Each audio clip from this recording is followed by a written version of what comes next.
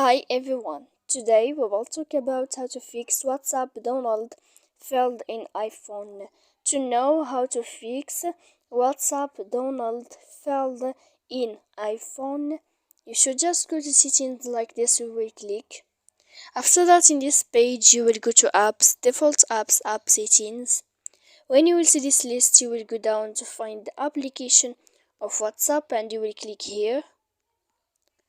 After that, in this page, you will go to force stop. When you will end this, you will enter to storage. After that, in this page, you will go to clear cache, and then you will go to clear data.